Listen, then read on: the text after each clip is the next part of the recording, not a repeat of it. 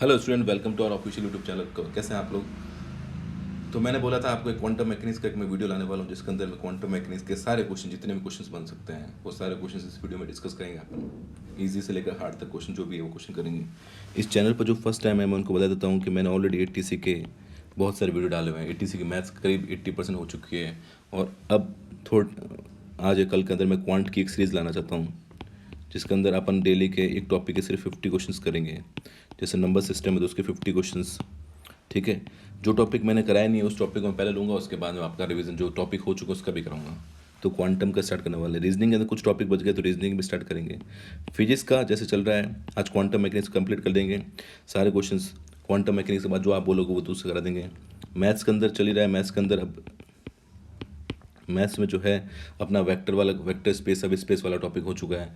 अब मैं vector calculus कराऊंगा, उसके बाद आप जो बोलेंगे वो टॉपिक रहेंगे। तो काफ़ी कुछ सिलेबस हो रहा है और काफ़ी कुछ सिलेबस हो गया है। मैं जो नए स्टूडेंट हैं जो इस चैनल फर्स्ट टाइम आए, मैं उनको बोलूँगा कि जो भी एटीसी की प्लेलिस्ट में जाना, आपको मेरी प्लेलिस्ट में जाकर एटीसी ए फिजिक्स और मैथमेटिक्स और क्वांटिटी सबकी आपको प्लेलिस्ट मिलेगी।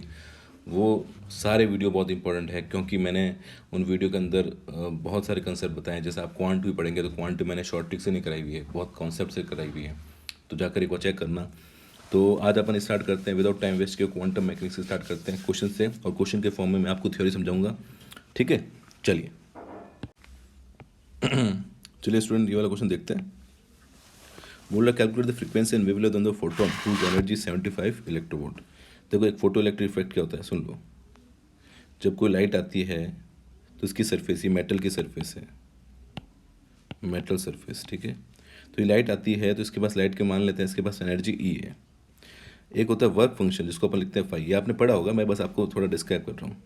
वर्क फंक्शन क्या होता है, मिनिमम एनर्जी जो इसकी सरफेस से इलेक्ट्रॉन को निकाल सके, जो इसकी सरफेस से इलेक्ट्रॉन निकाल सके उसको फाई बोलते हैं, ठीक है ना। तो यहाँ से निकलो इलेक्ट्रॉन निकलेगा, मान लो उसकी इस ये ई जो था इसकी एनर्जी इतनी थी कि फाई से ज़्यादा थी, तो अभी इलेक्ट्रॉन निकलेगा, इलेक्ट्रॉन कुछ मूवमेंट भी करेगा, और इलेक्ट्रॉन के पास में क्या आ जाएगी, काइनेटिक एनर्जी। क्या आ जाएगी, काइनेटिक एनर्जी।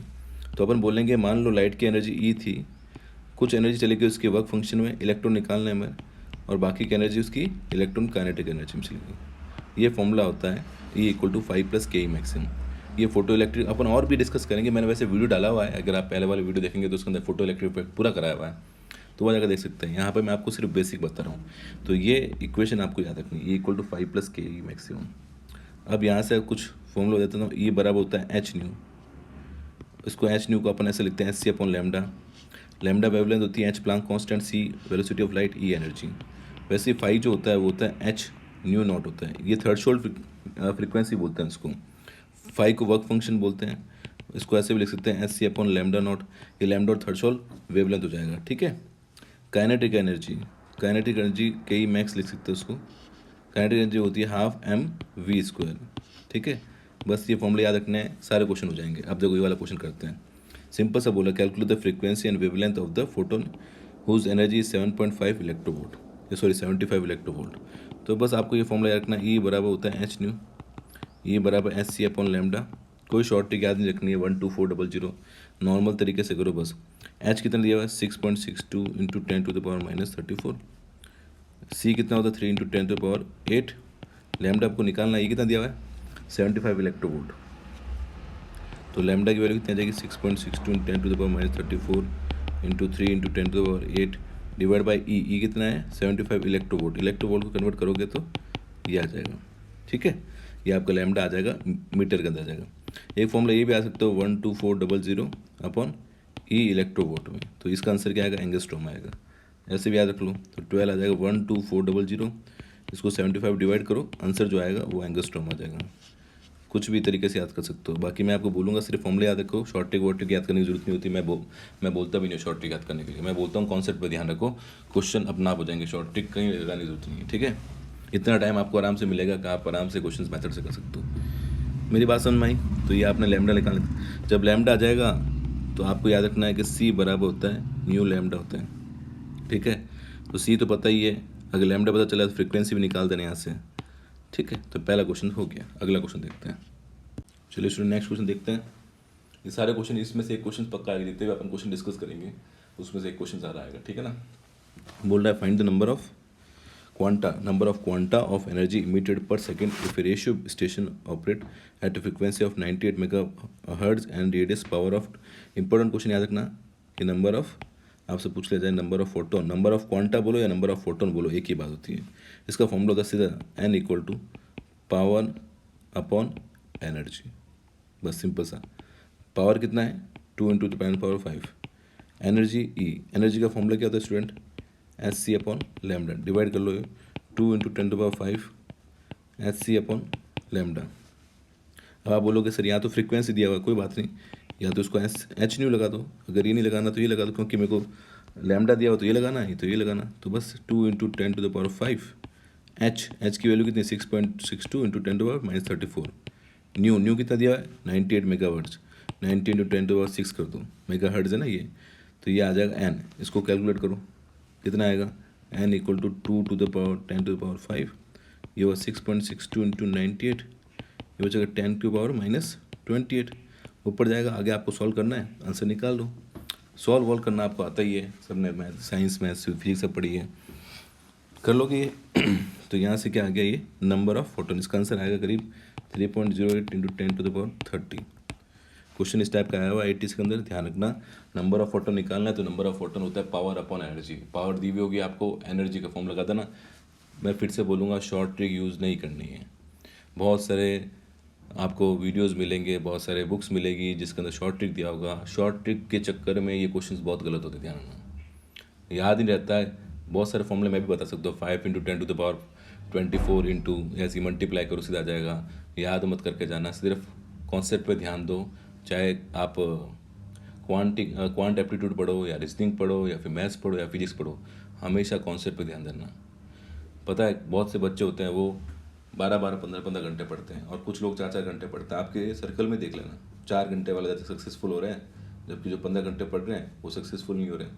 आती क्या है, बहुत नॉर्मल सी क्वांट आती है, वो नहीं निकलती उनसे। रीज़न क्या है, बिकॉज वो शॉर्ट ट्रिक के चक्कर में रहते हैं। कोई भी टॉपिक शॉर्ट ट्रिक से सब करते हैं, अच्छा ये इसकी शॉर्ट ट्रिक होती है, याद कर लिया।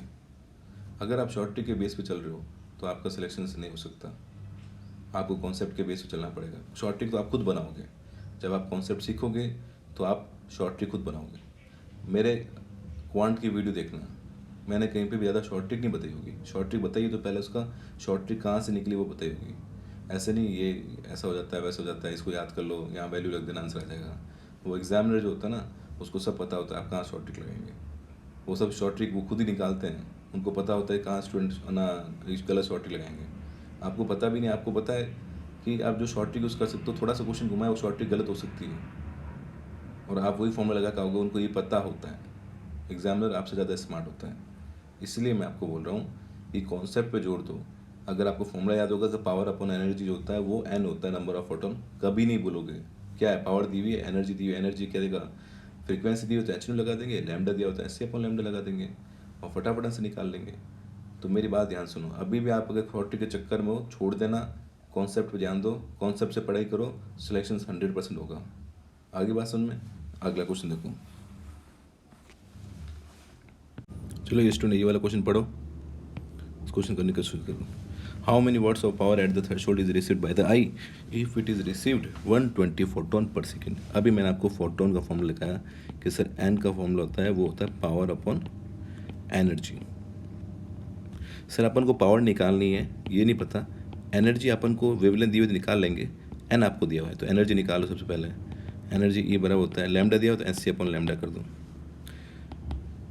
एच सी मुझे बताओ एच की वैल्यू कितनी होती है, याद कर लो 6.62 इंटू 10⁻34। प्लांक कांस्टेंट बोलते हैं इसको। इसकी कभी कभी अपन को वो पूछ लेते हैं डायमेंशन क्या होगी या फिर इसकी यूनिट पूछ लेते हैं, तो याद रखना ई बराबर होता है एच न्यू। तो एच की जो होती है ना वो होती है जूल इंटू सेकेंड होती है, क्या होती है जूल, इसका होता है 1/2 मल्टीप्लाई होगा जूल इंटू सेकेंड, ठीक है। सी हो गया 3 इंटू 10⁸। लैम्डा 56 एंगस्ट्रॉम, 56 एंगस्ट्रॉम को मीटर में चेंज करेंगे तो ये आएगा, इसको आप सॉल्व कर लो आराम से। ये बराबर आ जाएगा 3.55 इंटू 10⁻19 जूल। ये मेरी नोट्स में मैं सॉल्व किया हुआ इसलिए मैं डायरेक्टली लिख रहा हूँ, आप सॉल्व कर लेना। अब आपको पता है फॉर्मूला क्या होता है, एन बराबर number of photon equal to power upon energy. कितना दिया 120 इक्वल टू पावर, और एनर्जी कितनी दी हुई 3.55 इंटू 10⁻19। यहाँ देखो दिक्कत, तो यहाँ से पी इसको मल्टीप्लाई कर लो, पी कितना आ जाएगा, पी आ जाएगा 120 मल्टीप्लाई 2.55 इंटू 10⁻⁻19। यहाँ देखो दिक्कत सही है, तो कैलकुलेट कर लो इसको, आंसर आ जाएगा, निकाल लोगे, सॉल्व करने पे जो भी ऑप्शन का मैच करेगा वो आंसर हो जाएगा, ठीक है। अच्छा क्वेश्चन था, इसको भी नोट करो। अगला क्वेश्चन देखो, चलिए अभी वाला क्वेश्चन आगे देखिए, बहुत ही काम का इंपॉर्टेंट क्वेश्चन है।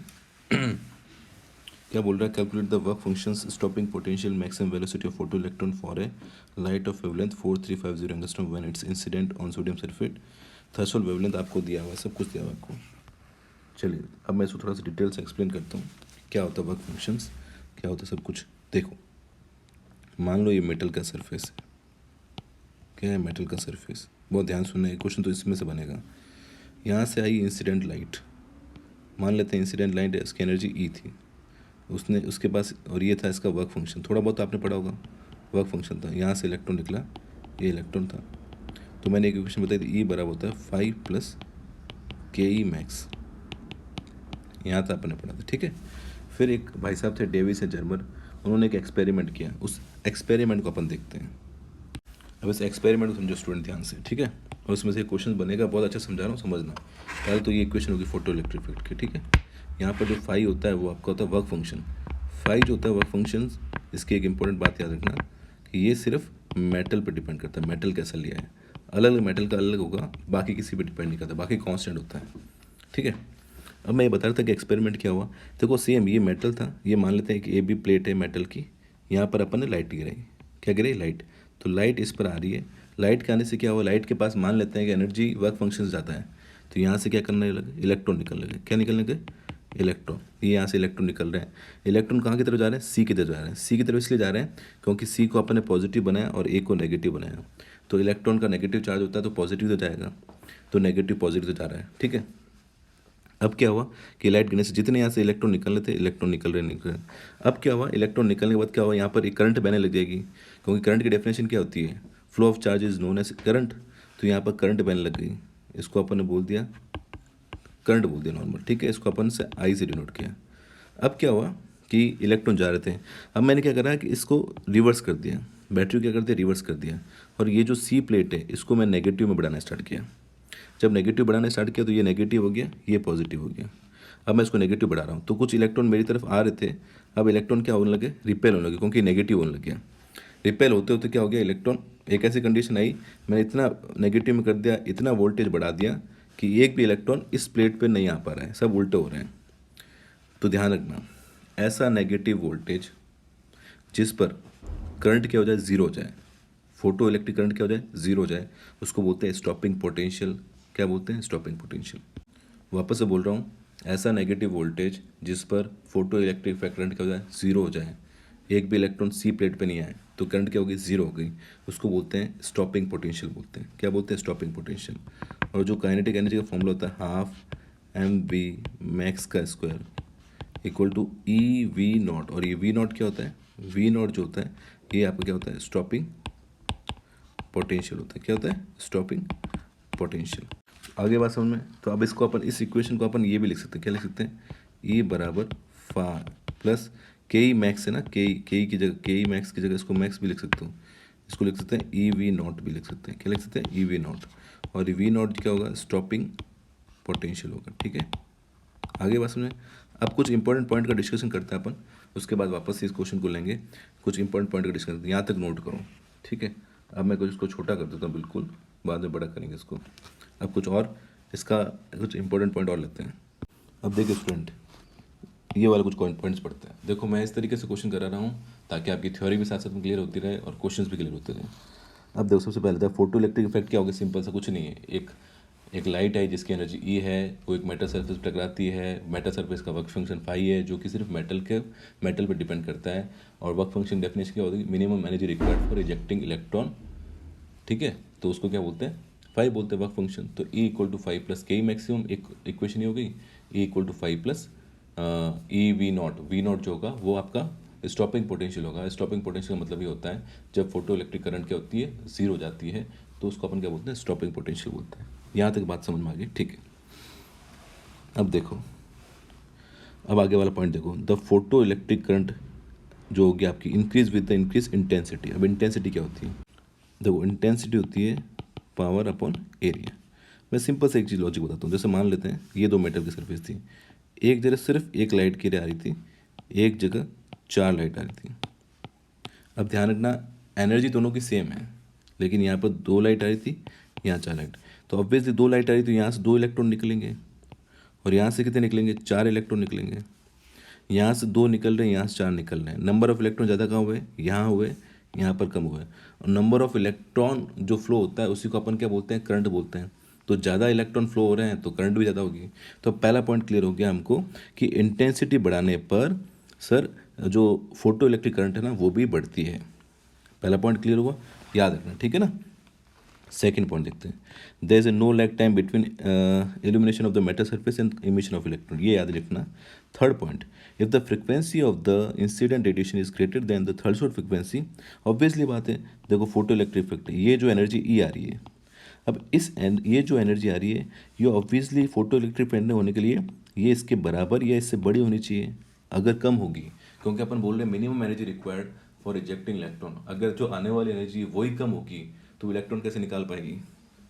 तो फोटो इलेक्ट्रिक इफेक्ट होने के लिए ये कंडीशन बहुत ज़रूरी है कि जो इंसिडेंट एनर्जी है वो must be greater than equal to 5 होनी चाहिए वर्क फंक्शन। इक्वल पर क्या हो जाएगा, हाँ बोलो सर इक्वल पर ये होगा कि उसकी काइनेटिक एनर्जी 0 हो जाएगी, इलेक्ट्रॉन निकलेगा नहीं, बस इलेक्ट्रॉन सरफेस तक आ जाएगा, जस्ट निकलने की कोशिश कर रहा होगा। समझ रहे हो, ऐसी कंडीशन में काइनेटिक एनर्जी 0 आ सकती है। आपसे क्वेश्चन पूछा जा सकता है अगर इंसिडेंट एनर्जी और फ्रिक्वेंसी, इंसिडेंट एनर्जी और वर्क फंक्शन सेम है तो क्या होगा, तो काइनेटिक एनर्जी क्या हो जाएगी, 0 हो जाएगी, स्टॉपिंग पोटेंशियल भी 0 हो जाएगा। ठीक है, अगला पॉइंट देखते हैं, the maximum kinetic energy equal of the photo electric effect is independent of the, इससे पहले वाला पॉइंट देख लिया अपन ने, radiation greater than the threshold frequency, ठीक है हो गया। The maximum kinetic energy equal of the photo electric effect is independent of the intensity of the incident electron. ये बहुत इंपॉर्टेंट, सीधे से डायरेक्ट क्वेश्चन आते हैं इसके अंदर थ्योरी से, इसलिए मैं समझा रहा हूँ आपको, क्योंकि डायरेक्ट क्वेश्चन आते हैं, अगर समझा हुआ नहीं होगा तो नहीं होगा। The maximum kinetic energy of the electron does not depend of intensity. क्यों नहीं, इंटेंसिटी पर डिपेंड नहीं करती है, देखते हैं भाई। काइनेटिक एनर्जी होती क्या है, काइनेटिक एनर्जी होती है ½ mv², ठीक है। अब तुमने इंटेंसिटी बढ़ाई, इंटेंसिटी क्या कर दी, बढ़ाई। इंटेंसिटी बढ़ने से क्या होगा, नंबर ऑफ इलेक्ट्रॉन बढ़ेंगे, लेकिन नंबर ऑफ इलेक्ट्रॉन बढ़ने का मतलब ये नहीं कि उसकी वेलोसिटी बढ़ जाए, दोनों चीज़ अलग अलग है। देखो इंटेंसिटी आपने बढ़ाई, अब यहाँ पर 4 लाइट आती थी, यहाँ से 4 इलेक्ट्रॉन निकल रहे हैं, यहाँ से 3 इलेक्ट्रॉन निकल रहे थे। इलेक्ट्रॉन की वेलोसिटी सेम है, यहाँ पर भी सेम है, यहाँ पर भी सेम है। हाँ यहाँ नंबर ऑफ इलेक्ट्रॉन ज़्यादा है, लेकिन नंबर ऑफ इलेक्ट्रॉन यहाँ कम है, बट वेलोसिटी सेम है। और अगर मैं किसी काइनेटिक एनर्जी किसी इलेक्ट्रॉन की बात करूँ तो मास तो सबका सेम होगा, अभी वेलोसिटी पर डिपेंड करेगा, तो इसका मतलब वेलोसिटी बढ़ नहीं रही है, वेलोसिटी सेम रह रही है। दैट्स वाई अपन बोलेंगे कि इंटेंसिटी पर काइनेटिक एनर्जी डिपेंड नहीं करती है। समझ में आई बात, नंबर ऑफ इलेक्ट्रॉन ज़्यादा होने से आपकी एनर्जी नहीं बढ़ेगी, इलेक्ट्रॉन की स्पीड बनने से आपकी काइनेटिक एनर्जी ज़्यादा होगी। तो काइनेटिक एनर्जी इंटेंसिटी पे डिपेंड नहीं करती है, ये पॉइंट याद करके जाना बहुत इंपॉर्टेंट है, सारे पॉइंट ही इंपॉर्टेंट ध्यान, ठीक है। लास्ट पॉइंट फिर ग्राफ बताऊंगा, the maximum kinetic energy photo electron depends on the frequency of the incident radiation. बिल्कुल सही बात है, क्योंकि अपन का फॉर्मूला जो है ना वो है E=5 + ke मैक्स, और ये इंसिडेंट ये एच न्यू, इसको आप एच न्यू नोट कर लीजिए, ये के ऑब्वियसली के जो है फॉर्मूले वाइज क्या कर रही है, न्यू पर डिपेंड कर रही है, इंसिडेंट फ्रिक्वेंसी पर डिपेंड कर रही है, तो ये वाला पॉइंट सही है। तो यहाँ से अपन ने इतनी सारी बातें सीख ली है कि स्टॉपिंग पोटेंशियल क्या होता है, फोटो इलेक्ट्रिक इफेक्ट किस पर डिपेंड करती है, फ्रीक्वेंसी किस पर डिपेंड करती है, इंटेंसिटी पे काइनेटिक एनर्जी डिपेंड क्यों नहीं करती है, ये सब कुछ अपन सीख लिया। अब अपन ग्राफ देखते हैं जो कि क्वेश्चन जो कि एग्जाम में डायरेक्टली आता है। इस ग्राफ को देखना है स्टूडेंट, ये आई जो है इंटेंसिटी डिपेंड कर रहा है, किसको कर रहा है, इंटेंसिटी। तो कहने का मतलब I1 I2 I3, मतलब इंटेंसिटी ना वो मैंने क्या कर दिया, सबसे ज़्यादा I1 की है, I2 की है और I3 की है। और ये क्या है, स्टॉपिंग पोटेंशियल। देखो स्टॉपिंग पोटेंशियल नेगेटिव में, तीनों का सेम है, तीनों का इसलिए सेम है क्योंकि स्टॉपिंग पोटेंशियल जो होता है वो जो काइनेटिक एनर्जी पर डिपेंड करता है, क्योंकि काइनेटिक एनर्जी होती है EVA, तो स्टॉपिंग पोटेंशियल भी चेंज नहीं होगा, काइनेटिक एनर्जी भी चेंज नहीं होगी। इसका उल्टा भी बोल सकता हूँ कि काइनेटिक एनर्जी डिपेंड नहीं करती इंटेंसिटी पर, दैट्स वाई स्टॉपिंग पोटेंशियल भी उस पर इंटेंसिटी डिपेंड नहीं करता, क्योंकि स्टॉपिंग पोटेंशियल होता क्या है, kinetic energy equal to EV होती है, तो अगर काइनेटिक एनर्जी नहीं कर रही है तो वो भी नहीं करेगा। तो कहने का मतलब ये है कि काइनेटिक एनर्जी और स्टॉपिंग पोटेंशियल दोनों ही इंटेंसिटी पे डिपेंड नहीं करते। अगर 3 इंटेंसिटी मैंने I1 I2 I3 ली हुई है तो तीनों का स्टॉपिंग पोटेंशियल सेम होगा। आगे बस में जाके यहाँ पर सेम है। तो ऐसा ग्राफ दिया जाता है, आपको बोला जाता है 3 ग्राफ। क्वेश्चन कैसे पुटअप होता है? क्वेश्चन मान लो ऐसा पुटअप हो गया और आपसे पूछा जाए कि ये इंटेंसिटी का ग्राफ ये I1 है, ये I2 है, I3 है। Suppose I3 is greater then I2 is greater then, ऐसा करके दिया हुआ आपको, और आपको बोला है कि ग्राफ राइट है क्या ये स्टॉपिंग पोटेंशियल का? तो नहीं है, क्योंकि यहाँ पर स्टॉपिंग पोटेंशियल सेम होना चाहिए इन तीनों का, लेकिन ये अलग अलग दे रहा है। तो यहाँ पर क्या गलत हो जाएगा? तो पहली चीज़ याद रखनी है। सेकेंड ग्राफ दिया हुआ है, मैंने अभी बोला कि याद रखो काइनेटिक एनर्जी और स्टॉपिंग पोटेंशियल में ये रिलेशन मॉड लगा दो यहाँ पर, क्योंकि ये नेगेटिव होता है, नेगेटिव को अपन पॉजिटिव लाना पड़ता है। तो काइनेटिक एनर्जी की बात करो या स्टॉपिंग पोटेंशियल की बात करो, जहाँ जहाँ काइनेटिक एनर्जी जिस पर डिपेंड करेगी वहाँ वहाँ पोटेंशियल जो स्टॉपिंग पोटेंशियल वो भी डिपेंड करेगा। तो मैंने बताया था काइनेटिक एनर्जी इंसिडेंट फ्रीक्वेंसी भी डिपेंड करती है। क्यों करती है? क्योंकि एनर्जी बढ़ जाएगी, तो एनर्जी बढ़ जाएगी, that's why kinetic energy depend करती है, तो स्टॉपिंग पोटेंशियल भी डिपेंड करेगा। अब ये ग्राफ दिया हुआ है, तो आपने क्या करा, V1 V2 V3 तीन फ्रिक्वेंसी लिए, जिसमें से V1 ज़्यादा है, V2 उससे कम, फिर V3। तो अगर V1 ज़्यादा है, V1 आपका जो है, V1 क्या है? Incident frequency. इंसिडेंट फ्रिक्वेंसी ज़्यादा है तो एनर्जी भी ज़्यादा है, तो अगर एनर्जी ज़्यादा है तो आपका काइनेटिक एनर्जी भी ज़्यादा है, काइनेटिक एनर्जी मैक्सिमम ज़्यादा है। तो उसको रोकने के लिए आपको नेगेटिव में ज़्यादा पीछे जाना पड़ेगा, सेकेंड वाले को कम, थर्ड वाले को कम। तो जो नेगेटिव का मॉडुलस की बात करेंगे, ये ज़्यादा होगा, उससे कम ये होगा, उससे कम ये होगा। क्यों होगा? क्योंकि जिसकी फ्रीक्वेंसी ज़्यादा है उसके लिए अपन को बहुत नेगेटिव में लेकर जाना पड़ेगा स्टॉपिंग पोटेंशियल, उसको ज़ीरो करने के लिए, उसकी फोटो करंट को ज़ीरो करने के लिए बहुत नेगेटिव लेकर जाना पड़ेगा। तो हमेशा याद रखना, फ्रीक्वेंसी बढ़ेगी तो स्टॉपिंग पोटेंशियल नेगेटिव में बढ़ेगा, लेकिन उसके मॉड पर क्वेश्चन पूछा जाता है। इलेक्ट्रिक पोटेंशियल नेगेटिव में वैल्यू होती है, लेकिन मॉड लगा के पूछा जाता है कि बताओ ये क्या होगा। अगर 3 फोटोन है जिसकी फ्रीक्वेंसी V1 V2 V3 और V1 ज़्यादा है तो उसका स्टॉपिंग पोटेंशियल भी ज़्यादा होगा। आगे बात समझ में? इसमें कन्फ्यूज मत होना कैसे नेगेटिव में तो वो तो कम हो जाएगा, मैथ्स मत लगा देना यार। स्टॉपिंग पोटेंशियल मतलब ही नेगेटिव होता है, और फिजिक्स में नेगेटिव पॉजिटिव का साइन नेगेटिव को डिफाइन नहीं करता। -2 जूल वर्क कर रहे हो, उसका मतलब ये नहीं है कम काम कर रहे हो, जो वर्क है वो अगेंस्ट द डायरेक्शन हो रहा है। तो फिजिक्स और मैथ्स को मिक्स मत कर देना सर -2 और -5 में तो ऑब्वियसली -2 बड़ा है, -5 छोटा है, नहीं। फिजिक्स और मैथ्स के अंदर अलग होता है। -5 स्टॉपिंग पोटेंशियल बोलते हैं, मतलब नेगेटिव में ही है, तो -5 को +5 कर दो वहाँ पर, तो 5 ऑलरेडी ज़्यादा होगा। ठीक है, आई थिंक मैंने बहुत ज़्यादा समझाने की कोशिश करी होगी, आई थिंक आपको समझ में भी आ गया होगा। तो ये पूरी कहानी आपको याद रखनी है, ठीक है, जो चीज़ बताई। किसी को डाउट है तो मुझसे पूछ सकता है, मैंने मेरी तरफ से सब कुछ बता दिया। अब आते हैं अपन उस क्वेश्चन पे। तो ये वाला अपना क्वेश्चन था, अब इस क्वेश्चन को करने की कोशिश करते हैं। बोल रहा है calculate the work function stopping potential maximum velocity of photo electron of the light of wavelength 4350 incident on the sodium surface, threshold wavelength दी हुई आपको 5420। ठीक है, तो सबसे पहले देखो, जब भी न्यूमेरिकल सॉल्व करो क्या क्या दिया हुआ है देख लो। लैम्डा इंसिडेंट दिया हुआ है, कितना दिया हुआ है सर? 4350 एंगस्ट्रॉम दिया हुआ है, ठीक है। लैम्डा नॉट ये क्या होता है? थ्रेशोल्ड फ्रीक्वेंसी वेवलेंथ, ये दिया हुआ 4, ठीक है। एक एक चीज़ निकाल सर। सबसे पहले वर्क फंक्शन क्या होता है? देखो, वर्क फंक्शन मतलब फाई, और फाई होता है एच न्यू नॉट, या इसको ऐसा बोल सकते हैं SC अपॉन लैम्डा। एच की वैल्यू कितनी होगी? 6.62 इंटू 10⁻34। सी हो गया 3 इंटू 10⁸8। लैम्डा नॉट कितना दिया? 5420 एंगस्ट्रॉम, ठीक है। तो एंगस्ट्रॉम को सॉल्व कर लेंगे, ये हो जाएगा 6.62 10⁻34 3 इंटू 10⁸8 अपॉन 5420 एंगस्ट्रॉम को लिख देंगे 10⁻10। तो ये आपका आ जाएगा 5 जूल के अंदर। ध्यान रखना, आपको नॉर्मली आंसर जूल के अंदर दिए होंगे, ऑप्शन जो दिए होंगे जूल के अंदर दिए होंगे। अब इसको फटाफट क्या सॉल्व कर सकते हैं, इसको एक तरीका बना लेता हूँ, ठीक है। लिखो important point, if lambda given in angstrom and इस क्वेश्चन के अंदर पूछा जाए 5 इलेक्ट्रोवोल्ट में कितना होगा, तो उसका फॉर्मूला बना देते हैं जिसको अपन याद रखेंगे, ठीक है। तो 5 मेरे पास में स्टूडेंट क्या था? SC upon lambda not. H की वैल्यू कितनी है? 6.62 ये होती है। सी कितना होता है? 3⁸ अपॉन लैम्डा नॉट, ये एंगस्ट्रॉम है, और ये मेरा आंसर आ रहा था जूल में, ठीक है। एक अपन तरीका बनाते हैं। 1 जूल आपको पता होगा, 1 जूल जो होता है ये पढ़ा होगा आपने कि 1 इलेक्ट्रोवोल्ट होता है, वो होता है 1.6 इंटू 10⁻19 जूल होता है। तो 1 जूल कितना आ जाएगा स्टूडेंट, 1/1.6 इंटू 10⁻⁻19 इलेक्ट्रोवोल्ट। यहाँ तो वो दिक्कत। इसका मतलब ये हुआ कि इस जूल को मुझे अगर इलेक्ट्रोवोल्ट में कन्वर्ट करना है तो क्या करना पड़ेगा, 6.62 10⁻34 3 × 10⁻8, या इलेक्ट्रोवोल्ट लिख दो या लैम्डा एंगस्ट्रॉम में और डिवाइड कर दो 1.6 इंटू 10⁻19। अब इस पूरी कहानी को इसको पूरा सॉल्व करते हैं तो ये आता है 5 आता है 12400 अप्रॉक्सीमेटली बता रहा हूँ, लैम्डा एंगस्ट्रॉम में, और एनर्जी आती है इलेक्ट्रोवोल्ट में। अब इससे फ़ायदा क्या होगा, इलेक्ट्रोवोल्ट को अपन चेंज कर सकते हैं। देखो मैंने ये शॉर्ट ट्रिक नहीं है, मैंने सिर्फ कैलकुलेशन छोटा करने के लिए, हर बार आप एच और सी की वैल्यू रखोगे टाइम वेस्ट होगा, तो सिंपल से याद कर लो, 5 होता है 12400 अपॉन लैम्डा एंगस्ट्रॉम में, तो जो आंसर आएगा इलेक्ट्रोवोल्ट में आएगा।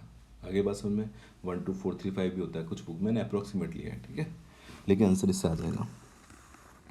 अब देखो 5 जब ये निकल गया ना, लैम्डा नॉट है, ठीक है। वैसे आपका इंसिडेंट जो होता है, इंसिडेंट वो होता है 124, ये लैम्डा एंगस्ट्रॉम में, ठीक है। यहाँ तक दिक्कत कुछ। अच्छा, अब अपन फटाफट इस क्वेश्चन को वापस देखते हैं, यहाँ तक नोट करो पहले, इस क्वेश्चन को देखते हैं। तो सबसे पहले मुझे क्या पूछा था, वर्क फंक्शन कितना होगा, और मेरे को लैम्डा एंगस्ट्रॉम दिया था। तो सीधा देखो, यहाँ देखो स्टूडेंट, क्या कर रहा हूँ मैं, एक एक चीज़ करो, नोट करते रहो। Work function 5, work function only depends upon the properties of the metal, it doesn't depend on the incident light energy intensity। Okay, ये चीज़ का ध्यान रखना, एक छोटे ऑब्जेक्टिव क्वेश्चन आ सकता है। तो ये हो गया 12400 लैम्डा एंगस्ट्रॉम में, आंसर कितना आ रहा है इलेक्ट्रोवोल्ट में, तो ये हो गया 12400। क्वेश्चन में आप देखोगे तो थ्रेशोल्ड फ्रिक्वेंसी ये दी हुई है, इसको बोलते हैं थ्रेशोल्ड फ्रिक्वेंसी, ठीक है। कितना दिया, 5420, ठीक है। तो ये हो गया 5420। ये जो आंसर आएगा स्टूडेंट किस में आएगा, इलेक्ट्रोवोल्ट में आएगा, किस में आएगा। अब आपको जो ऑब्जेक्टिव दिया हो जूल में दिया हो, तो वापस इलेक्ट्रोवोल्ट को आप जूल में कर देना, 1.6 इंटू 10⁻⁻19 करके निकाल सकते हो। अब तक उसको करोगे तो कितना आएगा, अप्रॉक्सीमेट से निकालते हैं, 12400 अपॉन 542, तो अप्रॉक्सीमेटली 2 पॉइंट कितना आ जाएगा, डिवाइड करेंगे तो 1000, 1100, फिर बच जाएगा 120, करीब 2.2 इलेक्ट्रोवोल्ट मान लेते हैं। इसको आप अप्रॉक्सीमेशन से निकालना है, ठीक है। ऐसे आप क्या कर सकते हो, आप इंसिडेंट एनर्जी निकाल सकते हो 12400 लैम्डा एंगस्ट्रॉम में, और क्वेश्चन के हिसाब से 12400 इंसिडेंट एनर्जी कितनी दी हुई है, देखो इसलिए कह रहा हूँ साथ साथ नोट करते हो, 4300। इसको डिवाइड करोगे, 4 × 12, करीब 2.8 इलेक्ट्रोवोल्ट, 3 तो नहीं जा रहा है, करीब 2.8, ठीक है। इसको आप अच्छे से कैलकुलेट कर लें, मैं तो सिर्फ आपको सिखा रहा हूँ। तो आपने इंसिडेंट भी निकाल दिया, वेव फंक्शन निकाल दिया, अब आपको क्या निकालना है, काइनेटिक एनर्जी। तो काइनेटिक ई इक्वल टू क्या होता है, 5 + के ई मैक्सिमम, इस फॉर्मूले को याद रखो। अब ई आपको कितना मिला, 2.8, 5 कितना मिला, 2.2, ये काइनेटिक एनर्जी किस में आएगी, ई वी ए में, इलेक्ट्रॉन में। तो इसको माइनस करोगे तो आपके पास में काइनेटिक एनर्जी कितनी आ गई, 2.8 - 2.2 मतलब 0.6 इलेक्ट्रॉन। मैं सारी चीज़ें वापस बता, तो सारी चीज़ें मैं अप्रॉक्सीमेट से कैलकुलेट कर रहा हूँ, बस मैं आपको तरीका सिखा रहा हूँ। अगर आप एकदम सही से कैलकुलेट करोगे तो आपका आंसर बिल्कुल करेक्ट आएगा। ये मैं अप्रॉक्सीमेटली, मेरी kinetic energy 0.6 volt. Kinetic energy कितना होता है स्टूडेंट, ई वी ए, जो कि कितना है 0.6 इलेक्ट्रॉन। तो यहाँ से ई सी कैंसिल कर दो, तो आपका स्टॉपिंग पोटेंशियल कितना आ गया, 0.6 वोल्ट, अप्रॉक्सीमेटली 0.6 वोल्ट। मेरी बात समझ में आ रही है। अब आपको निकालनी है कि सर मुझे सारी चीज़ें निकाल दिया आपने, एक से खाली मैक्सिमम काइनेटिक एनर्जी निकालनी है। तो काइनेटिक एनर्जी का फॉर्मूला क्या होता है स्टूडेंट, ½ mv², ठीक है। वी क्या होती है, मैक्सिमम वेलोसिटी। काइनेटिक एनर्जी कितनी आई थी, 0.6, किस में आई थी, इलेक्ट्रोवोल्ट। तो इसको चेंज कर दो, हाफ, क्योंकि वेलोसिटी मीटर पर सेकंड में दिया होगा। एम कितना होता है इलेक्ट्रॉन का मास, 10⁻31, और ये वी²। इस वी² से यहाँ से कैलकुलेट करोगे तो यू विल गेट वेलोसिटी। तो मैंने सारी चीज़ें कैलकुलेट करना बता दिया, कैसे आप इलेक्ट्रिसिटी की वेलोसिटी कैसे फाइंड कर सकते हो, इलेक्ट्रॉन की आप स्टॉपिंग पोटेंशियल कैसे फाइंड कर सकते हो, फाई कैसे फाइंड कर सकते हो, ई कैसे फाइंड कर सकते हो, काइनेटिक कैसे फाइंड कर सकते हो। तो ये बहुत इंपॉर्टेंट चीज़ बताई मैंने आपको, ये न्यूमेरिकल बहुत ज़्यादा इंपॉर्टेंट है, इसको अच्छे से समझ के ही करना, ठीक है। सारी चीज़ें मैंने क्लियर कर दी, शॉर्ट ट्रिक नहीं बताई मैंने, तरीका बताया कि ऐसे आप सॉल्व कर सकते हो, ठीक है। तो चलो अगला क्वेश्चन देखते हैं। चलो स्टूडेंट, ये वाला क्वेश्चन देखते हैं अपन। क्या क्वेश्चन दिया हुआ है, if mu not equal to, ये दिया हुआ है find the K maximum if mu equal to, mu not का मतलब हुआ थ्रेशोल्ड फ्रिक्वेंसी और ये इंसिडेंट फ्रिक्वेंसी, हमेशा इंसिडेंट फ्रिक्वेंसी थ्रेशोल्ड फ्रिक्वेंसी से ज़्यादा होगी। ठीक है, देखो दोनों तरीके हैं अपने पास में, आप जूल से भी कर सकते हो या फिर आप इलेक्ट्रोवोल्ट या 12400 अपॉन लैम्डा कुछ भी फॉर्म लगा सकते हो, जो आपकी मर्जी है। ठीक है, जो आपको ईजी लगता है। तो मैं कुछ याद नहीं करूँगा कि मैं ये वाला फॉर्मूला कब लगाऊंगा, जहाँ मेरे को लगेगा जिस कैलकुलेशन से मेरा इजी काम हो जाएगा मैं वो फॉर्मूला लिखाना ज़्यादा प्रीफर करूँगा। अब यहाँ बोला काइनेटिक एनर्जी मैक्सिमम निकालनी है, तो भैया मेरे पास फॉर्मूला क्या होता है, ये फॉर्मूला होता है ये बराबर 5 प्लस के मैक्सिमम।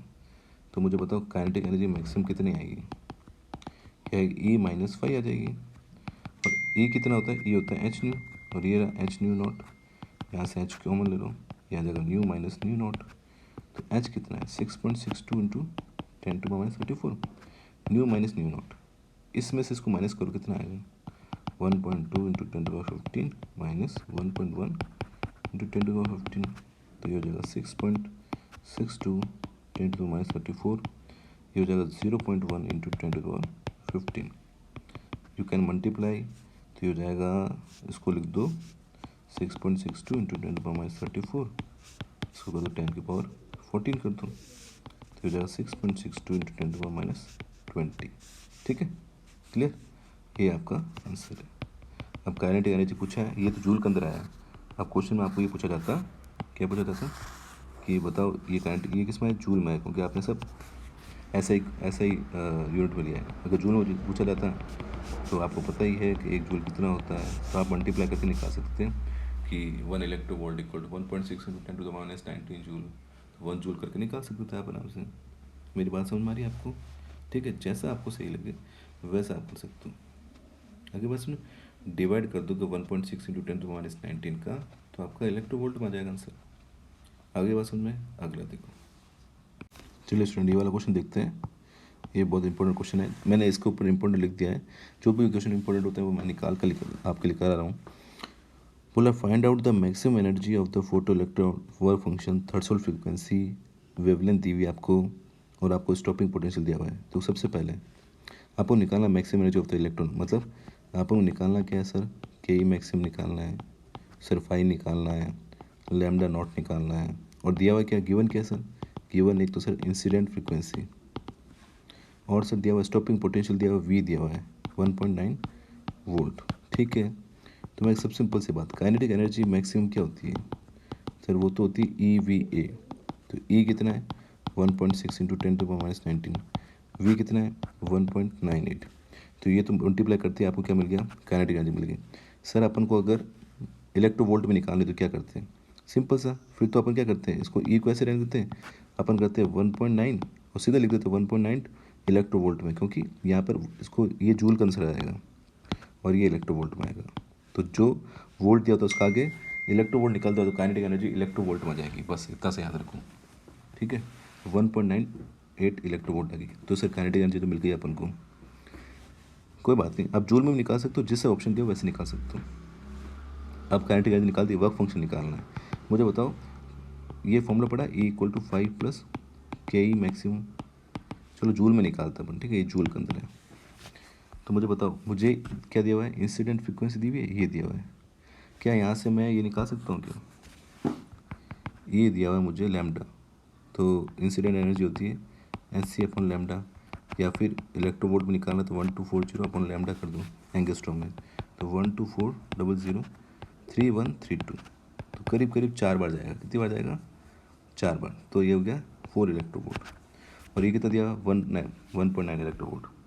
मैंने क्या बोला, कोई भी चीज़ याद नहीं करनी है, चाहे तो जूल में निकालो या फिर इलेक्ट्रोवोल्ट में निकालो, जिससे सरल तरीका बन रहा है, मैं किसी को बोल नहीं रहा कैसे करो वैसे करो, कन्फ्यूज मत हो जाना। ठीक है, तो ये हो गया 4 इलेक्ट्रोवोल्ट, फाइव निकालना है, ये हो गया 1.9 इलेक्ट्रोवोल्ट, तो फाइव कितना आ गया अप्रॉक्सीमेटली 2 इलेक्ट्रोवोल्ट आ गया, फाइव मिल गया सर अपन को, वर्क फंक्शन मिल गया सर। अब अपन निकालना थ्रेशोल्ड फ्रिक्वेंसी, तो बताओ फाइव होता कितना है 12400 लैम्डा नॉट एंगस्ट्रॉम में। ठीक है, तो फाइव आ गया 12400 लैम्डा एंगस्ट्रॉम में, यहाँ से लैम्डा एंगस्ट्रॉम में 12400 अपॉन 2, तो कितना आ गया 6200 एंगस्ट्रॉम, ये आ गया थ्रेशोल्ड वेवलेंथ। अब देखो बहुत से स्टूडेंट कमेंट करेंगे सर आप कभी जूल में ले रहे हो कभी क्या ले रहे हो, देखो फिजिक्स है, ऑप्शन जूल में दिया हो तो जूल में सॉल्व करना पड़ेगा, ऑप्शन अगर इलेक्ट्रोवोल्ट में दिया हो तो इलेक्ट्रोवोल्ट में करना पड़ेगा। इलेक्ट्रोवोल्ट की ट्रिक मैंने आपको बता दी, 12400 अपन लैम्डा करके देख लो, जिस जिस क्वेश्चन में दिया होगा उस फॉर्मेट में करना है, ठीक है ना। मैक्सिमम क्वेश्चन का जूल के अंदर दिया होता है तो आपको जूल में करना है, ये थोड़ा सा बेसिक दिमाग है वो आपको खुद को यूज़ करना पड़ेगा। सारी चीज़ें मैं करा दूँ, सारी चीज़ें मैं दिमाग डाल दूँ तो ऐसा हो नहीं सकता, कुछ आपको खुद का ब्रेन यूज़ करना पड़ेगा कि सर आप कहाँ पर आप 12400 लगा रहे हो, कहाँ पर कहीं लगा रहे हो, दोनों एक ही फॉर्मूले हैं, बस आपको कॉमन सेंस यूज़ करना है, किससे आंसर जल्दी आता है। 12400 से जल्दी आंसर आता है लेकिन उसमें ध्यान रखना आंसर आता है इलेक्ट्रोवोल्ट में, तो आपको कन्वर्ट करना भी आना चाहिए कि जूल में कैसे कन्वर्ट करते हैं। तो बेसिक बेसिक चीज़ें मैं बता रहा हूँ आपको। अब आपने क्या करा, लैम्डा एंगस्ट्रॉम में निकाल दिया, जनरली लैम्डा एंगस्ट्रॉम में ऑप्शन दिया होता है, तो मैंने क्या क्या निकाल दिया है, मैंने निकाल दिया है कि अच्छा एनर्जी निकालनी मुझे, मैक्सिमम एनर्जी निकाल दी, वर्क फंक्शन निकाल दिया, थक्चुअल फ्रीक्वेंसी तीनों निकाल दी मैंने, बस हो गया, तीनों चीज़ें आ गई ना मेरे पास में। अब मुझे कोई बोलता है वेलोसिटी कितनी आएगी, तो kinetic energy half M V square. अब आप बोलते सर इलेक्ट्रोवोल्ट में ले लो उसको, लेकिन ऑप्शन जो दिया था मीटर पर सेकंड में दिया होता, तो यहाँ पर मुझे जूल में लेनी पड़ेगी। तो जैसे जैसे क्वेश्चन दिया उस हिसाब से करना है आपको, ठीक है। आगे बात समझ में, तो ये वाला क्वेश्चन क्लियर हो गया, बहुत अच्छा क्वेश्चन है, जितने न्यूमेरिकल बन सकते हैं उतने सारे न्यूमेरिकल टच कर रहा हूँ, ठीक है। अगला देखो, चलिए अब अपने फोटो इलेक्ट्रिक इफेक्ट के काफ़ी क्वेश्चन कर लिए, ठीक है, आपसे सारे क्वेश्चन हो जाएंगे, मैं जितने भी डिफरेंट क्वेश्चन बन सकते हैं सारे डिफरेंट क्वेश्चन कराते हैं, ठीक है। और थ्योरी आपको क्लियर कर दी। अब आता है कॉम्पटन इफेक्ट। अभी कॉम्पटन इफेक्ट क्या होता है पहले समझ लेते हैं, उसके बाद में क्वेश्चन सॉल्व करेंगे, ठीक है। तो पहले क्वेश्चन का स्क्रीनशॉट ले लीजिए आप, क्वेश्चन का स्क्रीनशॉट ले लीजिए आप, ठीक है। उसके बाद अपन उसको पहले थ्योरी समझते हैं, उसके बाद क्वेश्चन करते हैं। चलो ये क्या कॉम्पटन इफेक्ट समझ लेते हैं, क्या होता है कॉम्पटन इफेक्ट। पहले मैं थ्योरी समझाने की कोशिश करता हूँ। बोला द कॉम्पटन इफेक्ट ऑफ और Compton scattering is related to the scattering of X-ray. देखो सिंपल से देसी नॉर्मल लैंग्वेज में देखो, कोई एक्सरे ली, एक्सरे ले ली मैंने, एक्सरे की वेवलेंथ क्या होती है, कम होती है, क्या होती है, कम होती है। ये एक्सरे गई और एक कार्बन का जो एटम था उससे टकराई, टकराने से ये हुआ कि यहाँ पर ये एक्सरे क्या हो गई, स्कैटर्ड हो गई। कुछ एक्सरे का पार्ट यहाँ चला गया, कुछ ने क्या करा यहाँ से इलेक्ट्रॉन निकाल दिया, कुछ एनर्जी ने इलेक्ट्रॉन निकाला, कुछ एक्सरे का पार्ट स्कैटर्ड हो गया। अब मान लेते हैं इसकी वेवलेंथ कम थी तो इसकी एनर्जी क्या थी, ज़्यादा थी, क्योंकि एनर्जी जो होती है वो इन्वर्सली प्रोपोर्शनल होती है लैम्डा के। जब ये टकराई तो इसकी कुछ एनर्जी तो ये लेकर चला गया, लेट ये एनर्जी लेकर चला गया ए डैश, और कुछ एनर्जी ये लेकर चला गया। अब ऑब्वियसली यहाँ पर क्या हुआ, वेवलेंथ इसकी कम थी, एनर्जी ज़्यादा थी, यहाँ आते आते इसकी एनर्जी क्या हो गई, बहुत कम हो गई, तो इसकी वेवलेंथ क्या हो गई, बढ़ गई। इसका मतलब सिंपल सा, कोई वेवलेंथ है, कोई एक्सरे है जिसकी वेवलेंथ बहुत कम है, एनर्जी बहुत ज़्यादा है, किसी कार्बन एटम से टकराती है तो उसके बाद स्कैटर्ड हो जाती है, एक पार्ट उसका एक्सरे करने चल जाता है, स्कैटर्ड वेव में चल जाता है, दूसरा पार्ट इलेक्ट्रॉन में निकालने के लिए लग जाता है। तो जो स्कैटर्ड एक्सरे होती है उसकी वेवलेंथ क्या होती है, बढ़ जाती है, क्योंकि उसकी एनर्जी कम हो जाती है। तो जो इंसिडेंट एक्सरे था जिसकी वेवलेंथ कम थी उसको अपन ने बढ़ा दिया, तो इसी इफेक्ट को कॉम्पटन इफेक्ट बोलते हैं, कि किसी एक्सरे की वेवलेंथ को जो कि बहुत कम है, जिसकी एनर्जी बहुत ज़्यादा है, उसको बढ़ाना कॉम्पटन इफेक्ट कहलाता है। आगे बात समझ में। अब इसमें बस इतना ही याद रखना है, कॉम्पटन इफेक्ट क्या होता है, या ये इतने फॉर्मूले सब याद नहीं रखने हैं, सिर्फ एक फॉर्मूला बताऊंगा सारे क्वेश्चन हो जाएंगे, ठीक है। तो ये नोट कर लो, जो जो आपको चीज़ लगती है, जो मैंने डेफिनेशन बोली है उसको नोट कर लो, बाकी कुछ भी याद नहीं करना है, ठीक है। चलो अब इसका क्वेश्चन जो एक मेन इंपॉर्टेंट फॉर्मूला है वो क्या है वो देख लेते हैं। तो इसका फॉर्मूला अपन देख लेते हैं। तो सिंपल सा अपन ये पढ़ा कि वेव आ रही थी, इस कार्बन एटम से टकराई और ये स्कैटर्ड हो गया, यहाँ से इलेक्ट्रॉन निकल गया, ठीक है। मान लेते हैं इसका डेल्टा डैश है वेवलेंथ और इंसिडेंट का डेल्टा है। ऑब्वियसली डेल्टा डैश जो है डेल्टा से ज़्यादा है और ई डैश जो है वो ई से कम है, इसका ई मान लेते हैं, ठीक है। इस डेल्टा डैश माइनस डेल्टा को बोलते हैं वेवलेंथ शिफ्ट, क्या बोलते हैं, वेवलेंथ शिफ्ट बोलते हैं, या इसको लेटरल शिफ्ट भी बोलते हैं, ठीक है। मान लेते हैं ये एंगल थीटा है, क्या है, थीटा है।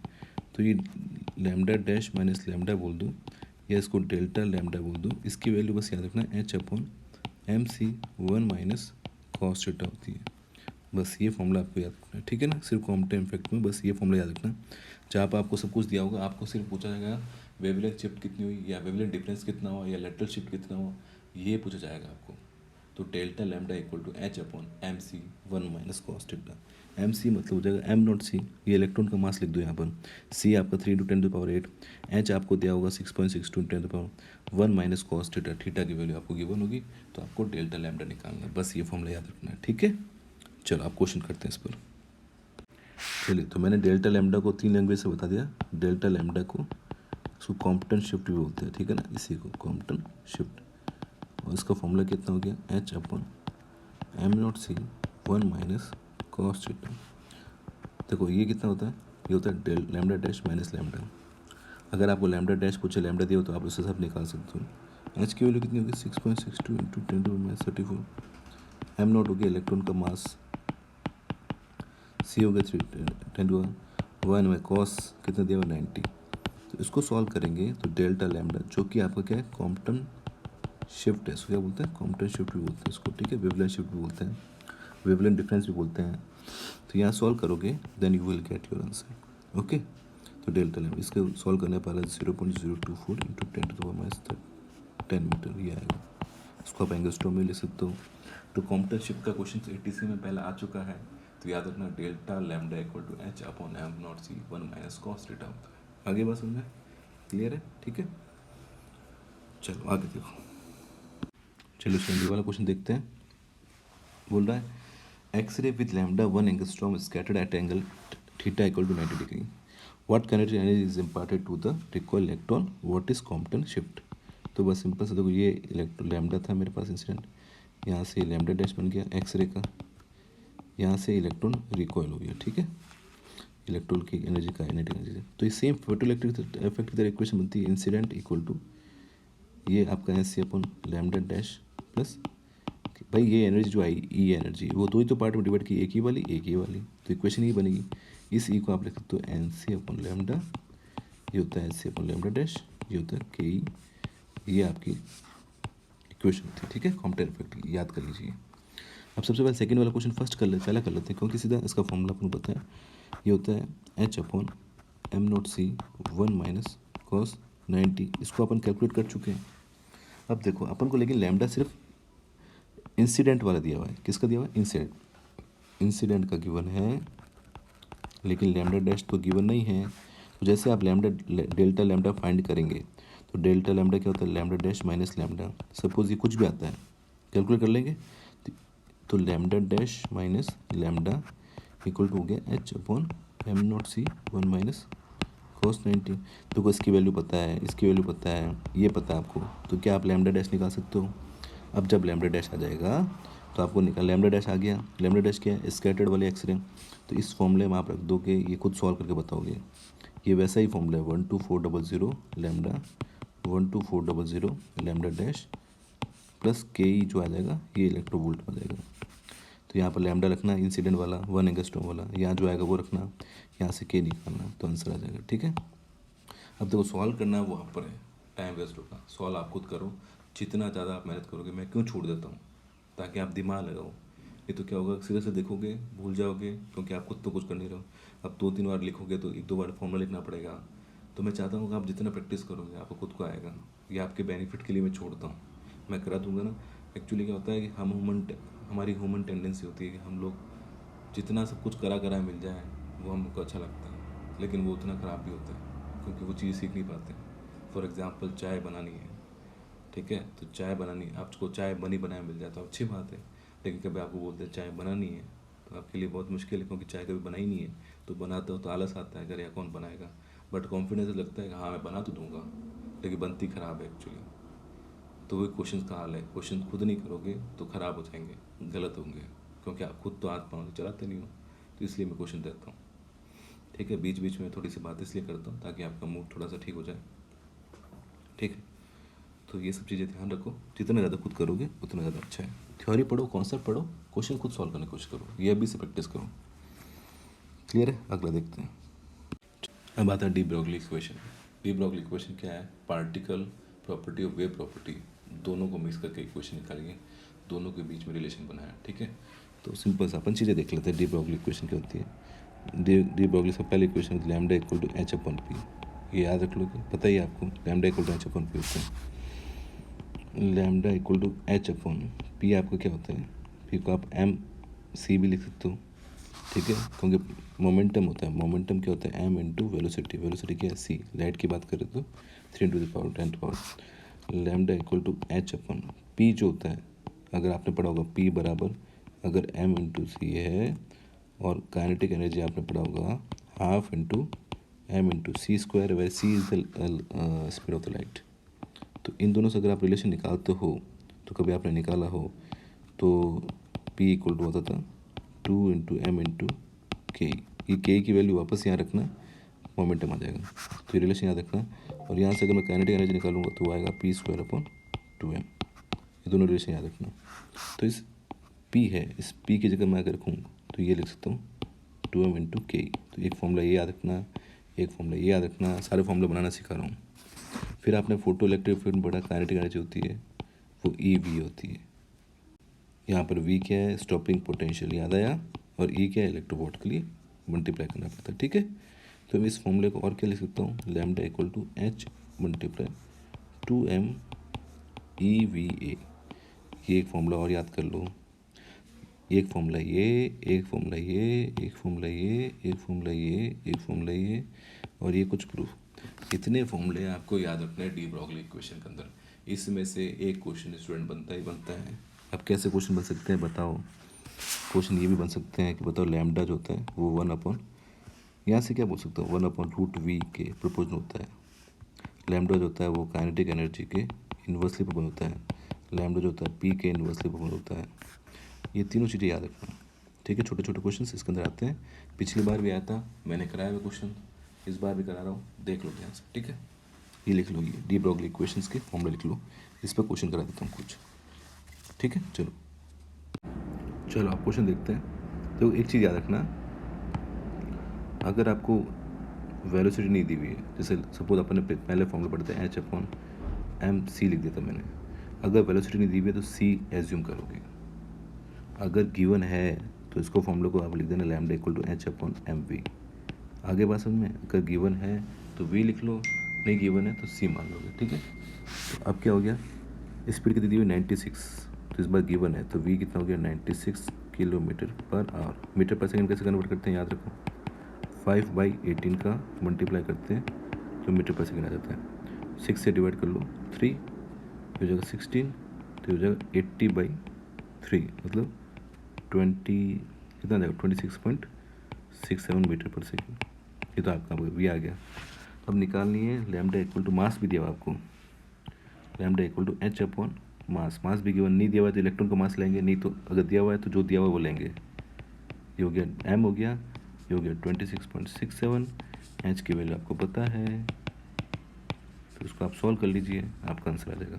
कहने का मतलब है कि अगर मास और वेलोसिटी दी हुई है वही लेंगे, नहीं दिया हुआ तो मास इलेक्ट्रॉन का लेंगे, वेलोसिटी लाइट के लेंगे। इतनी सी बेसिक चीज़ें ध्यान रखनी है। आगे देखो, चलो ये वाला क्वेश्चन करो। ये वाला क्वेश्चन बहुत ही इंपॉर्टेंट है, आ सकता है टेस्ट के अंदर। ठीक है, इस टाइप क्वेश्चन आते हैं। सिंपल सा फॉर्मूला है, देखो स्टॉपिंग पोटेंशियल वोल्ट प्लेस दिया हुआ है, तो सीधा फॉर्मूला मैंने बताया था, lambda equal to 2m EVA होता है। तो लैम्डा H की वैल्यू 6.6, 10⁻34, 2 M होता है 9.1 इंटू 10⁻31, ये होता है 1.6 इंटू 10⁻19, V आपका दिया है 50। Just calculate and find your answer. ठीक है, क्लियर। अगला क्वेश्चन देखते हैं। चलो स्टूडेंट, करो द डी ब्रॉगली वेवलेंथ दी हुई आपको 0.1 एंगस्ट्रॉम, V पूछा है, कुछ भी दिया हुआ तो इलेक्ट्रॉन मान लेंगे। फॉर्मूला क्या होता है 2m EVA। VA आपको निकालना है, M पता है, E पता है, H पता है, लैम्डा पता है। स्क्वायर कर लो, lambda square upon H square equal to 1 upon 2m EVA। तो VA कितना हो जाएगा, H square lambda square upon 1 upon 2m E। ये दिया हुआ है, ये दिया हुआ है, ये दिया हुआ है, ये पता होता है आपको, E पता होता है, सीधा निकाल लेना, आंसर फाइंड करना। ये इसलिए करा रहा हूँ, कैलकुलेशन आपको करनी है, कॉन्सेप्ट मैं आपको बता रहा हूँ। अब कोई भी ऐसा कमेंट नहीं करेगा सर के कैलकुलेशन आप करके बताओ, ये करके बताओ, मुझे बहुत गुस्सा आएगा। ठीक है, ये आपको करनी है। ओके, आगे क्वेश्चन देखो। चलिए स्टूडेंट, ये डी ब्रॉगली के 3 क्वेश्चंस मैं कराता हूँ, तीनों अच्छे एग्जाम्पल है, देखते हैं अपन इसके सॉल्यूशंस, और उसके बाद स्टार्ट करेंगे अपन हाइजेनबर्ग प्रिंसिपल। ठीक है, चलो देखो, calculate de Broglie wavelength of alpha particle. याद रखना अल्फा पार्टिकल होता है 2He4 हीलियम का। इसका मास जो होता है वो होता है 4 times of mass of proton. याद रखना, अगर आपको पूछा जाए मास ऑफ प्रोटॉन कितना होता है तो 1.6 इंटू 10⁻²। 27 kg होता है, ठीक है। चार्ज ऑफ प्रोटॉन कितना होता है, 1 इलेक्ट्रॉन के बराबर होता है, ठीक है ना, लेकिन पॉजिटिव होता है। और अल्फा पार्टिकल 2 होता है, तो अल्फा पार्टिकल का जो चार्ज होता है वो 2 इलेक्ट्रॉन के बराबर होता है। ये चीज़ें आपको पता होनी चाहिए, ठीक है ना, जो जो चीज़ें मैं लिखी है। वैसा एक ड्यूट्रॉन होता है, क्या होता है, ड्यूट्रॉन होता है 1h2। तो याद रखना इसका मास जो होता है वो 2 प्रोटॉन के बराबर होता है। किसके बराबर होता है, 2 प्रोटॉन, ठीक है। आगे बात समझ में, जबकि क्या कहते हैं, चार्ज होगा इलेक्ट्रॉन के बराबर होगा, लेकिन मास जो होगा वो 2 प्रोटॉन के मल्टीपल में होता है। तो ये चीज़ आपको ध्यान रखनी है। अब आते हैं क्वेश्चन पर।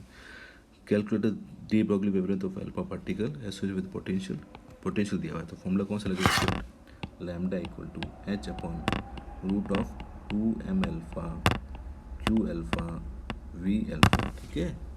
क्यू की जगह क्यू क्यों लिख दिया, क्योंकि ई नहीं, इलेक्ट्रॉन नहीं ना अल्फा, इसलिए, ठीक है। एच की वैल्यू पता है आपको, 2m अल्फा कितना होगा, 4 टाइम्स ऑफ m प्रोटॉन, और क्यू अल्फा कितना होगा, 2 टाइम्स ऑफ इलेक्ट्रॉन, और वोल्टेज आपको गिवन है। समझ में आ रही बात। तो सिंपल सा मास ऑफ प्रोटॉन मैंने लिख दिया, ई की वैल्यू होती है, इलेक्ट्रॉन की वैल्यू पता है, 2 से मल्टीप्लाई कर दूँ, यहाँ से लैम्डा फाइंड करके बताऊँ मुझे आंसर कितना आ रहा है, ठीक है। पहला क्वेश्चन हो गया। Second question, calculate the ratio of proton and electron, ठीक है। निकाल लोगे, प्रोटॉन का मास दिया हुआ है, प्रोटॉन, ये क्वेश्चन आपके लिए है, करके बताना मुझे क्या आ रहा है। ये proton and neutron have the same kinetic energy. ये क्वेश्चन छाप लेना, इस तरह का क्वेश्चन आया तो सबके गलत होगा, लेकिन करा होगा तो नहीं हो पाएगा, ठीक है ना। न्यूट्रॉन दिया हुआ है और प्रोटॉन दिया हुआ है, ठीक है। वेवलेंथ का रेशियो भी पूछ सकता है, किसकी लॉन्गर ये पूछ सकता है, भाई वेवलेंथ कितनी होती है, lambda equal to H upon M V होती है। इसने बोला एक चीज़ बोली कि सेम काइनेटिक एनर्जी है, तो kinetic energy of proton and kinetic energy of neutron same है। प्रोटॉन की एनर्जी कितनी होगी, half of M P V P का स्क्वायर, इसकी होगी half of M neutron V D का स्क्वायर। अभी मैंने थोड़ी देर पहले बताया कि एम पी तो एम पी है, और जो एम डी है वो 2 टाइम्स ऑफ एम पी है, मतलब मास जो है न्यूट्रॉन का डबल है। ये कट कर दो, ये कट कर दो, तो यहाँ साफ साफ बदल गया एम पी से एम पी, तो वी डी आया वो वी पी डिवाइड बाई √2 आएगा। आई बात समझे, बहुत इंपॉर्टेंट क्वेश्चन बता रहा हूँ। अब लैम्डा प्रोटॉन कितनी आएगी, H upon M P V P, और लैम्डा न्यूट्रॉन कितनी आएगी, H upon M D V D, okay. तो सिंपल सा अगर मैं पूछूँ आपसे lambda P upon lambda D का रेशियो पूछूँ, तो आएगा M D V D upon M P V P, divide कर लोगे ना इसको इससे, ठीक है। अब क्या करना है, सिंपल सा lambda P upon lambda D, M P होता है 2 M P, V D upon V P, ये रहा V D upon V P, निकालोगे कितना आएगा, V D upon V P जो है 1 अपॉन √2, कितना है 1 अपॉन √2, तो ये 1 अपॉन √2 कर लो, यहाँ हो गया एम पी से एम पी कैंसिल हो गया, तो ये हो जाएगा lambda P upon lambda D equal to √2, एक √2 से कट जाएगा, तो यहाँ से आ जाएगा lambda P equal to root time of lambda D. ये क्वेश्चन डायरेक्टली भी पूछा जा सकता है, ये क्वेश्चन ऑब्जेक्टिव आ सकता है। अगर आया तो मैक्सिमम लोगों को गलत होगा, आपने देखा हुआ इसलिए सही हो जाएगा, क्योंकि यहाँ 2 कॉन्सेप्ट लग रहे हैं, एक तो एनर्जी सेम करना है, देन उसके बाद में सॉल्व करना है। बहुत अच्छा क्वेश्चन है, क्वेश्चन गलत नहीं होना चाहिए, ठीक है। तो ये डी ब्रॉगली के क्वेश्चन हो गए। अब अपन आगे चलते हैं हाइजेनबर्ग प्रिंसिपल पर। चलो अगला आता है हाइजेनबर्ग का अनसर्टेनिटी प्रिंसिपल। क्या होता है ये सिंपल सा बोलता है कि error in position delta X और momentum, delta x multiply delta P, where delta X is the error in position और डेल्टा पी एरर इन आपका मोमेंटम, ठीक है। Delta x into delta P जो होगा वो ऑलवेज ग्रेटर देन होगा H upon 4 pi, और एच अपॉन 2 पाई की वैल्यू जो होती है वो एच हैश होती है, ये आपको याद रखना है। इसकी वैल्यू तो आप कैलकुलेट कर लोगे। तो इन दोनों को मल्टीप्लाई क्या होता है, पोजीशंस और मोमेंटम का जो मल्टीप्लाई होता है वो होता है एच अपॉन 4 पाई, ठीक है।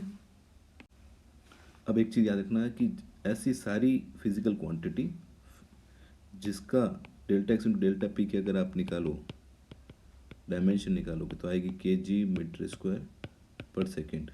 तो जिसका भी multiply kg into meter square per second होता है उस सब में हाइजेनबर्ग लगता है।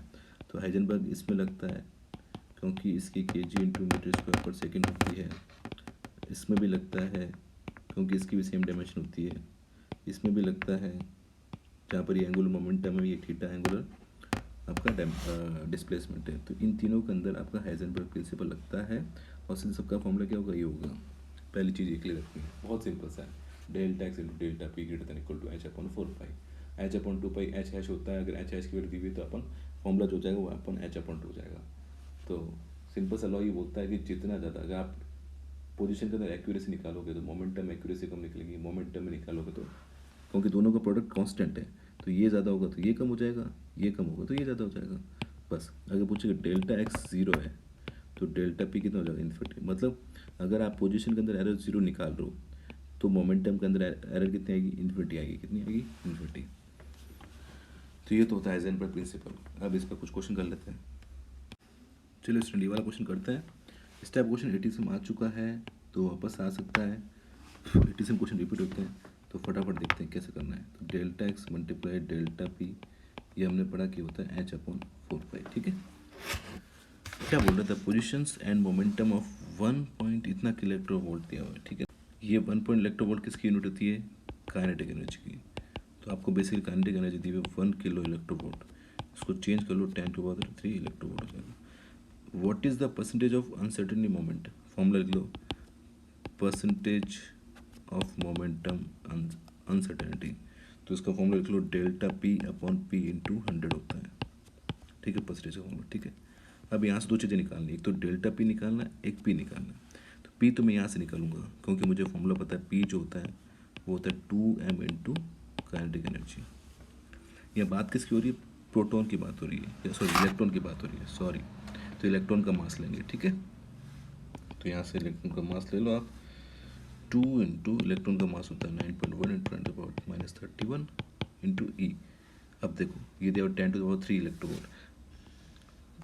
मुझे पी जो है वो निकालना है आपके ऐसा यूनिट में, तो उसको मैं लिखूँगा 10⁻³ इलेक्ट्रोवोल्ट को चेंज करना पड़ेगा 1.6 इंटू 10⁻⁻19। आगे बात समझ। तो यहाँ से पी को सॉल्व करने पाएगा 1.71 इंटू 10⁻⁻23 kg मीटर पर सेकेंड। अब मुझे पी मिल चुका है, अब मुझे डेल्टा पी निकालना है। ये वाला फॉर्मूला मेरे को पता है, delta x multiply delta p greater than equal to H upon 4 pi. क्या डेल्टा एक्स दिया हुआ देखो 1 एंगस्ट्रॉम इज डेल्टा एक्स। ठीक है, तो यहाँ से 1 एंगस्ट्रॉम मतलब कितना, तो 1 × 10⁻10 delta p greater then H upon 4 पाई। तो क्या स्टूडेंट यहाँ से आप डेल्टा पी निकाल सकते हो, delta p greater then H upon 4 pi into 10⁻⁻10। फटाफट निकाल दो। एच की वैल्यू होती है 6.62, 34, 4 पाई की वैल्यू होती है 3.14, 10⁻⁻10। तो यहाँ से डेल्टा पी जो कैलकुलेशन आएगा वो आएगा 5.27 इंटू 10⁻⁻25। ठीक है, कर लो कैलकुलेट। अब आपको निकालना है परसेंटेज। परसेंटेज का फॉर्मूला क्या बताया मैंने, बताओ, delta P upon P into 100। तो डेल्टा पी कितना है 5.27 इंटू 10⁻⁻25। पी कितना है 1.7 10⁻⁻23 मल्टीप्लाई 100। सॉल्व कर लोगे you will get your answer. आगे बात में इस टाइप का क्वेश्चन आया हुआ है ITC के अंदर, ध्यान से करना, बहुत इजी क्वेश्चन है। अब सारे क्वेश्चन इस तरीके के हैं, सब क्वेश्चन आप कर सकते हो सकता है इस क्वेश्चन के अंदर आपको पोजीशन के अंदर परसेंटेज पूछा है, तो delta x upon x into 100 formula आपको निकालना है। अब मैं 10 क्वेश्चन कराऊंगा तो उसका मतलब एक ही निकलेगा। ठीक है, क्लियर। तो ये क्वेश्चन समझ में आ गया, एक आधा क्वेश्चन और देख लेते हैं।